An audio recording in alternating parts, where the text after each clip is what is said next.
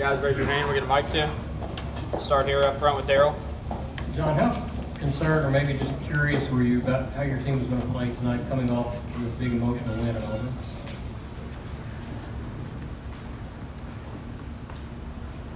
Every game we play, there's emotion to it. So it's a different deal for this program. Because whether it's at Auburn or at Vanderbilt, or they're all sold out and it's a huge game.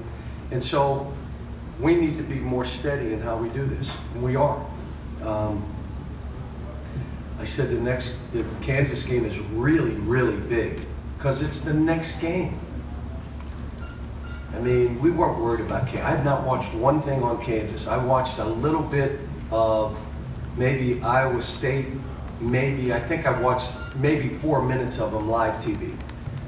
So I can't tell you one thing about how they play. This was about beating a top 20 team, a team that's played well all year, a team that makes 9 threes per game, missed some shots today, thank goodness. And then they rebound like crazy. They're one of the best rebounding teams in the country. They missed a lot of shots that they normally make. On the left, Jerry. John, Ben Howland and one of his players was talking about your defense and how it sped them up, got them out of their rhythm. What did you think of your defense tonight? I thought Ashton, when you're on the ball playing like he plays, it bleeds into everybody else. If your guy at the point is getting beat on the dribble and can't control the guy a little bit, you're in jeopardy. That's why when we recruit point guards, if we have a guy, I tell him, how are we going to start our defense if he can't stay in front of the ball? Stats don't matter to me. Can he do it? Last year we had Shea did it, and now Ashton does it. I'll tell you who else did it. He was sick today. We don't know if he had the flu or a virus, was Jamal Baker. So when I went back to him, I said, Coach, I can't feel my legs right now. So that's why I didn't go back to him in the second half. But he's another one that's really, and the guy that's really improved is Tyler. Tyler went from not being able to stay in front of anybody to, like, he's not bad. Now, he leaves his feet at times, but he's not bad. In the back with Kyle. How about EJ today? Aren't we all waiting for him to go do that? You could say, well, if you just play him, well, if the other kid's really playing well, it's hard. But today, we had a stretch where our two bigs, like, we're going through the motions, couldn't get open, couldn't fight. Okay, bang, you're out. We'll play these two. Now you become the backups to them. And I told those two, play as many minutes as you can play. When you need a break, let me know. We'll sub the guy off the bench, and when you want to go back in, you go back in. Nick was good again today. I thought Nick did some good things. And I like the fact that, Travis had 12 rebounds, but still, he's missing some baskets he got to make. Go, Kyle. Kind of beat me to the punch here on EJ, but how significant, if it was it for him to see a jump shot go down? I mean, obviously he's a good shooter. It just doesn't look like it so far. And you talked about Tyler early in the season. Yeah. He can shoot. He just got to see some go in. Yeah, and I told him it's the first one he made all year. It's pretty good that you made one finally. But no, he's. I keep telling him he's going to break through, and everybody's going to say, "Oh my gosh, who is this guy?" I mean, did you see him block that shot? It changed the game. If we had another big guy in, and he just acted like, well, it's not my man, and didn't block that shot, and that ball goes in, we could have lost the game. That changed the game. Those kind of plays, one, they make it so guards won't drive in there, but two, they change the game because you get breakouts down the other end. And he and Nick are able to do that for us. PJ had some blocks today. PJ played 4 blocks, 21 points, and 6 rebounds, and I still think he played without that motor parts of the game, and that's what was making me angry. Come on, man, battle. But that's how good I think he is. On the left with Larry. John, when you talk about PJ, what is it that you see when he gets that motor going, or why does he not get it going? Because he'll dunk on you, he'll go get a rebound in traffic, he'll go block, and when he doesn't, he posts up and the guy runs around him and tips it away. You try to throw it to him at the elbow, the guy runs around him and tips it away instead of he fighting the guy. Getting open, the same deal. Blocking out on free throws. Like you could step in or your motor's running and you're just blasting the guy, making sure you can get it. he has that game, but he also has that other game. And we just got to tell him it's not acceptable. And that's why EJ plays the way he is. It's easy. You just go to EJ. And I told PJ today, I said, I let you out 6 minutes, and you know what? You came in and played as good as you played all year. Maybe I should leave you out 6 minutes. Maybe that gets you going. Maybe you need to rest. In the back. Coach, you all seem to struggle at times with double teams. Who? You guys seem to struggle at times with double teams in the post. What was Spacing was just awful. And one, they double teamed. Reed had PJ under the goal. And we're not talking enough. You need to talk on offense as well as defense. But our spacing was awful. We got work to do. Lonnie. At one point in the second half, the league was cut down to 2 points.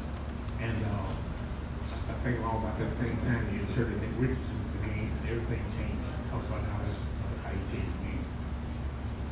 Well, I had he and EJ both in. And they blocked shots, and it changed what was going on. But we made 2 or 3 plays. The last one where Ashton tried to shoot a ball with the 7-footer on him when 2 guys were open for threes. I just said, what are you doing? You know, those are the plays that you let teams back in it. And then later we come down, and who makes the 3 that really mattered? Emmanuel. And then he makes the free throws. And all of a sudden it's back to 9, and then you bang a 3, PJ hits a 3, now all of a sudden it's 14-15, and it's a ball game. But it could go the other way the same way. Those 2 or 3 plays, we're making them ourselves. They're self-inflicted. That lets teams be in the games when we should be good enough to get away from teams. Let me say this. This is a top 20 team that did not shoot the ball well today. So what you saw, they usually make 9. They made 3. They make their normal, say they make 7. This is a 5-6 point game. And some of them were open. Darryl up here on the right. John, you talked a while back about becoming a player-driven team. What kind of strides have they made in that regard, and what's still left to do? They're getting better. You know, now I've just got to keep an eye on being humble and being hungry, not, you know, getting carried away, because we're just beginning the climb of where we need to go. We had 16 turnovers today, so we're just beginning the climb. Last game against Auburn, we got up, whatever it was, 16, and I showed them the 10 plays that we were self-inflicted that let them back in the game. Now, I will say this, we made some plays that kept, they make a play, we made a play. We did, but there were 10. 2 of them were free throw blockouts. Another one was just bouncing one off your foot because you're not really alert. 2 of them not getting open. Why would you not get open? Why would you run from the guy? We work every day on getting into all those kind of things. It only takes 1 or 2 things to change the whole complexion of a game. And so we're showing them, we're talking about it. They're engaged. We had a coach come in the gym the other day and watch us practice and said, man, are they engaged? They are really locked into what you're doing and what you're trying to do as a team. Go back to Kyle. Cal, if this team, if this group is a puzzle, how many pieces are still off to the side trying to figure out where to snap them in? Well, we're still trying to mess with offense. I did a couple different things today that you guys don't know basketball, so you wouldn't know, but there were some things I did offensively that were different because I wanted to try some stuff. And I kind of liked one and the other I wasn't so sure of. Defensively, you know, I don't like going game to game, changing how you play pick and roll, and I'd rather say this is who we are. You force your will on them, even though they know it's coming. The old Green Bay Packer, what did they call that play? The sweep. You knew it was coming. Sweep! Touchdown. So I don't like changing, but we're doing some things at times, changing up how we're playing some stuff. But this is a smart team, so we can go over it in 2 days, and they usually are pretty good about it. End it with Larry. John, just wondering your request for people to help donate to the fund for the federal workers and all. How's that going? What prompted you to go ahead and make that? I wasn't going to do anything, but I'm afraid this thing is going to keep going.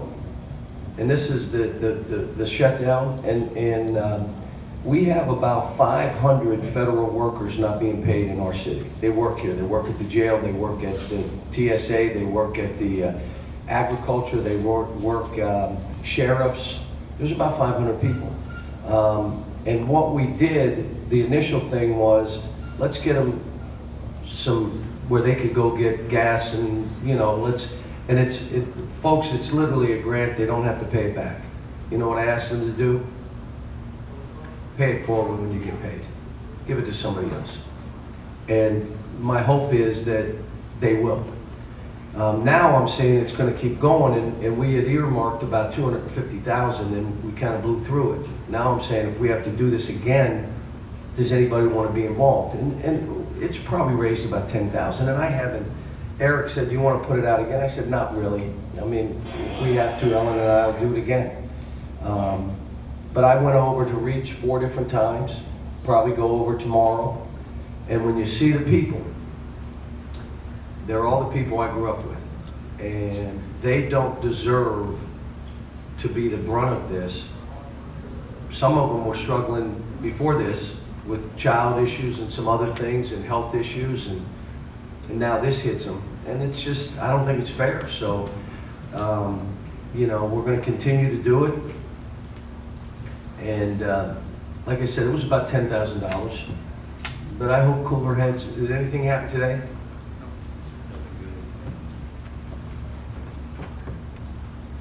All right, folks. Stop there. Thanks. Players.